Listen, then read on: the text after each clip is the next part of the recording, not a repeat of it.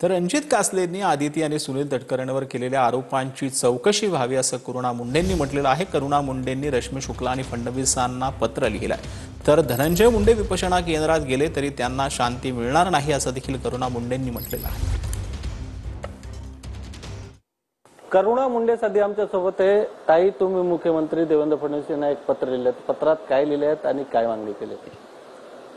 रणजित कासले PSI आहे, तरी पण आज मोठे मोठे खुलासे करत आहे। सत्ताधारी लोकांवरती खुलासे करत आहे आणि खुलासे फक्त खुलासे नाही, जे पुरावे सहित खुलासे करत आहे।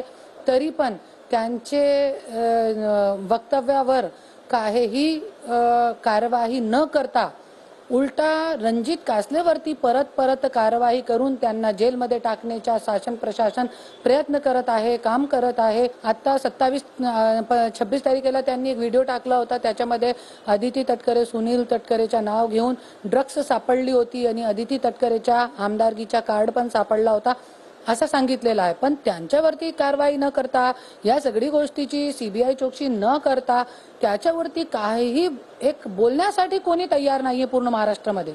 त्याच्यासाठी आज हे मागणी मी केलेली आहे की जे रणजित कासले बोलत आहे त्यांना पोलीस प्रोटेक्शन देऊन त्यांना कस्टडीमध्ये घेऊन तुम्ही, जे कस्टडी म्हणजे मतलब देवेंद्र फडणवीस साहेब स्वतःचे संरक्षण मध्ये घेऊन त्यांच्याकडून सगळे पुरावे घेऊन त्या गोष्टीवरती प्रकाश डालण्याची, त्या गोष्टीवरती CBI चौकशी करण्याची खूपच गरज आहे।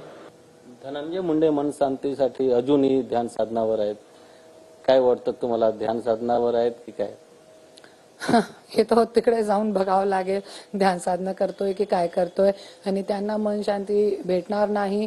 भगवद्गीतामध्ये स्पष्ट लिहिलेलं आहे की मन शांतीचा एकच मार्ग आहे, मनुष्य मनुष्याची सेवा करेल, हे मन शांतीचा एकच मार्ग आहे। कॅमेरामॅन प्रेम मात्रेसह गोविंद ठाकूर, TV9 मराठी, मुंबई।